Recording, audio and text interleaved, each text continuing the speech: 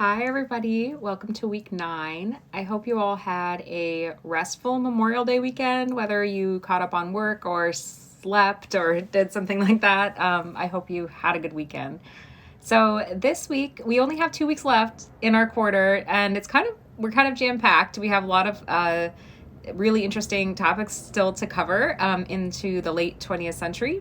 And so I'm excited, especially for Wednesday, tomorrow, which is going to be focused on reproductive justice and access to reproductive care in the mid to late 19th century. So we already kind of talked about birth control and abortion access in the early 20th century a couple weeks ago. And so we're going to be picking up that conversation and looking at that topic in the latter half on Wednesday. And then on Friday, our annotations will be on an article that critiques the content of parenting manuals and pregnancy manuals that are still quite popular today. And we are actually going to have a guest annotator in that article. One of the authors, Leslie Dunlap, is a good friend of mine, and she is going to annotate along with you and answer questions. So I thought that would be an interesting way to sort of get at kind of the background of what it was like to write that kind of piece and ask her questions about the archival sources they used and the historical process of examining that. So keep that in mind when you're annotating, that you have the opportunity to ask specific questions to one of the authors. Then this week we do have a couple of things due. The annotated archive project is due, and then the reflection for that project is due by the end of the week.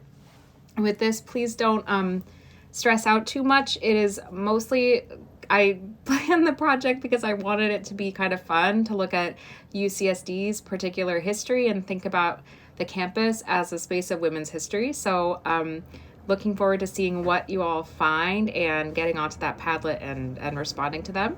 And then you also have the thematic reflection Padlet number 1, which allows you to look back on the iSearch papers you read and think about the themes that draw them together.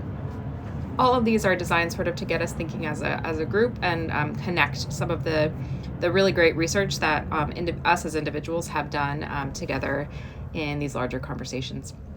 And speaking of iSearch papers, I had grand plans to be done with my comments by last night, which was Monday, and I'm still not done. I have about 10 papers left, so I will be doing those today. So if you haven't gotten comments, feedback from me on the Padlet yet, that is coming, and I loved all of them. They're just really great. So many good sources, so many good topics. Looking forward to seeing what you all do with the essays.